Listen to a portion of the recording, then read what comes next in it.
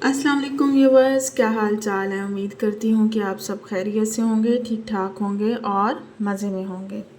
अच्छा जी, आज का जो व्लॉग है उसमें जो है ना, मैं आप लोगों को अपनी ये रूटीन शेयर करूँगी कि समर कैंप स्टार्ट है मेरे बेटे का, और उसमें जो है ना उसको स्कूल छोड़ के आना होता है और लेके आना होता है, क्योंकि छुट्टियाँ और मैं घर पे ही हूँ, तो मैंने घर पे रह के क्या करना है।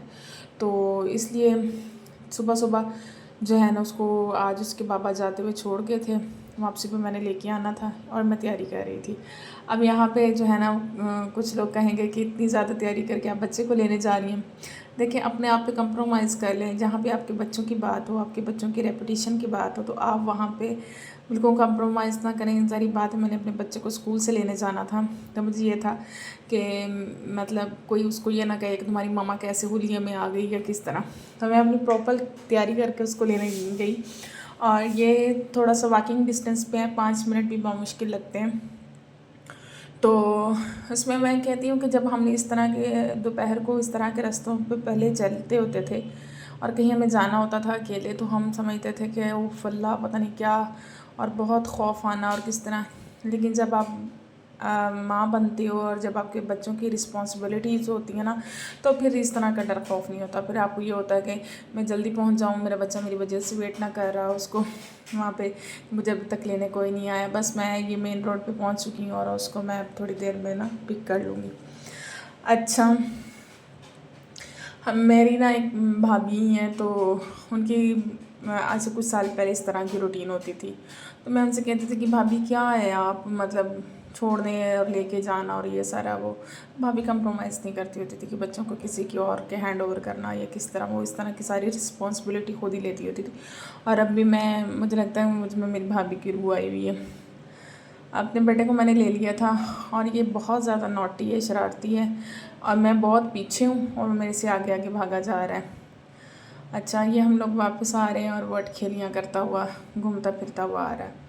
अच्छा जी, अब हो गया था पारे का टाइम। अब पारा भी उसका स्टार्ट करवाया, ज़ाहिर बात है, ये तो बहुत ज़रूरी है।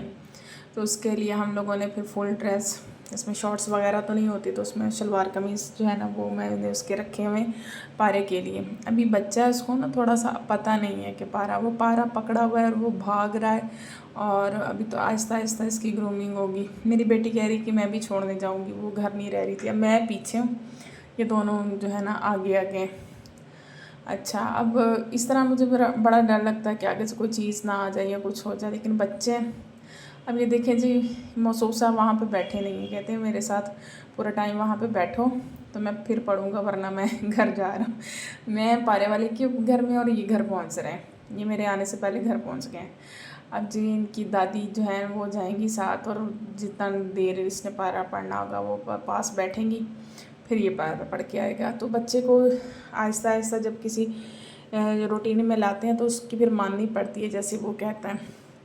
रोज़ाना इसका कोई ना कोई मसला होता है। ये देखें, पानी वाली बोतल जो है वो बैग में रख ली, और ये आज इसका काम मिला हुआ था, ये करवाना है मैंने। और सारी जो बुक्स हैं ना उसने पानी की बोतल से सारी भरी हुई हैं, और मैंने देखा अब मैं इसको सारा जो ना पंखे के नीचे रख रही हूँ। पता नहीं कौन पंखा बंद कर गया था, पहले मैं रख के गई हुई थी।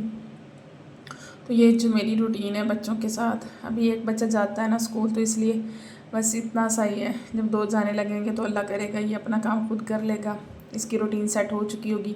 और दूसरे बच्चे की दफ़ा ना इतनी टेंशन नहीं होती, वो बड़े बच्चे को देख के वो खुद ही सीखता रहता है। उम्मीद करती हूँ व्लॉग अच्छा लगा होगा, तो चैनल को लाजमी सब्सक्राइब कीजिएगा। अल्लाह हाफिज़।